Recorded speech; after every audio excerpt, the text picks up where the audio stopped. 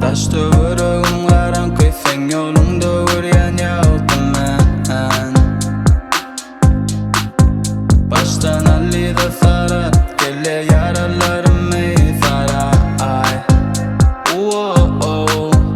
Sen gözlerim umman gideline çümyen başımıza gözken onu kovu bilyen Sen pervayımızı del men yürünyen ve söyyen Gürlemek isteyen dünyam men duyan ve göryan Sen şehrimin eside